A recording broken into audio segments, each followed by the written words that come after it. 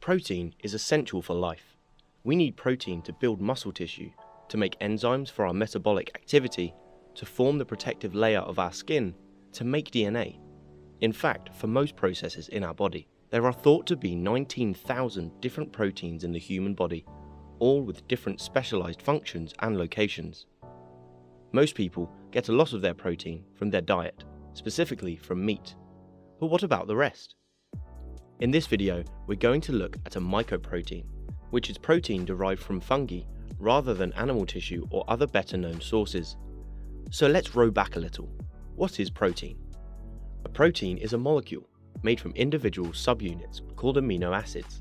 Our body needs 20 different amino acids to make up all of the different proteins inside it. Our bodies can synthesize 11 of these amino acids itself, but we need to take 9 of them in through our diet. These 9 are called essential amino acids.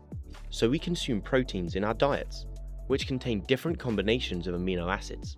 They are broken down into amino acids, and then our body can make all the proteins it needs to function. Animal products, like meat, poultry and eggs, have high levels of protein and a mixture of different amino acids, and so people who choose to eat these products are able to meet their protein intake requirements. But there are some people who do not want to consume animal products. Vegetarians, vegans, people who have an allergy, or just don't like eating meat. How do these people get enough protein and a balance of essential amino acids in their diet for their body to function properly? One answer to that question is mycoprotein. Mycoprotein is a protein that is derived from a species of fungi called Fusarium venenatum. Let's have a look at how mycoprotein is made. The fungus is cultured in industrial fermenters, which is basically a large container of fluid and microbes. The fermenter is filled with a sterilized water and glucose solution.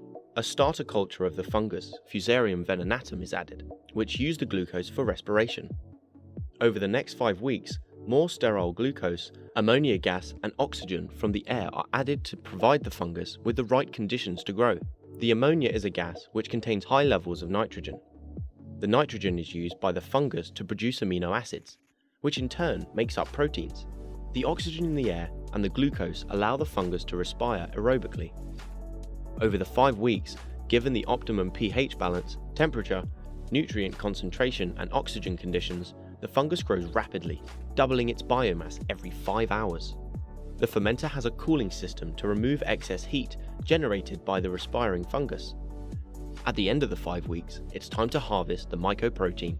Before it can be used to make different kinds of food, the mycoprotein has to be heated up to 65 degrees to remove nucleic acid. The nucleic acid is removed because too much of it can cause problems for people with gout. The product is then dried to remove the water and chilled, and voila, we have mycoprotein. Once dry, the mycoprotein can be used to make vegetarian versions of meat products, like vegetarian sausages, burger patties, or mince. Mycoprotein supplies all the essential amino acids that humans need to make proteins. It is also low in fats, so it can be a healthy protein source in our diet. As well as being a good source of protein, mycoprotein is very efficient in terms of growth and has a reduced environmental impact compared to traditional meat protein sources. As mycoprotein is grown in fermenters with controlled conditions, it can be grown in a laboratory anywhere in 5 weeks. And that's it. Easy-made mycoprotein can be a valuable source of amino acids that the body needs to make all kinds of different proteins, especially when considering growing world population with a greatly increasing protein demand. If you liked the video, give it a thumbs up and don't forget to subscribe. Comment below if you have any questions. Why not check out our FuseSchool app as well? Until next time.